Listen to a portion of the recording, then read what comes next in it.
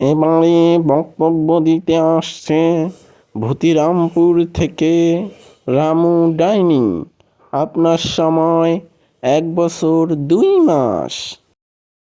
আপনাকে অসংখ্য ধন্যবাদ মাননীয় স্পিকার, আমাকে কথা বলার সুযোগ করে দেওয়ার জন্য।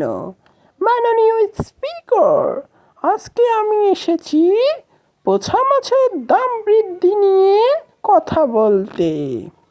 মাননীয় স্পিকার, আমাদের দেশের প্রধান খাদ্য হচ্ছে পোছা মাছ। আমাদের এই পোছা মাছ সংরক্ষণ করেন আমাদের মধ্যে থাকা কিছু জেলে, যারা দিনে 1,00,000,000,000 200,00,000 মেট্রিক টন পচা মাছ সংরক্ষণ করে, যা আমাদের লাগে 50 কোটি।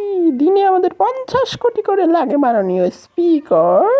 কিন্তু কিছু অসাধু ব্যবসায়ীর সিন্ডিকেটের জন্য পচা মাছের দাম দিনে দিনে বৃদ্ধি করা হচ্ছে মাননীয় স্পিকার।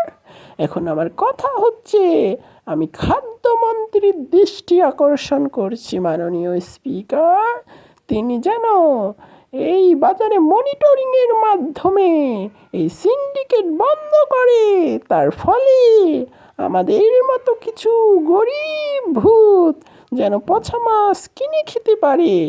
কিন্তু বর্তমানে পচা মাছের দাম বৃদ্ধি করার কারণে আমাদের মতো কিছু গরিব ভূত মাছ কিনে খেতে পারছে না মাননীয় স্পিকার।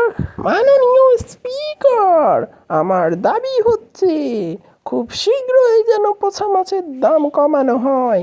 এই বলে আমার বক্তব্য 1 বছরের মধ্যে শেষ করলাম।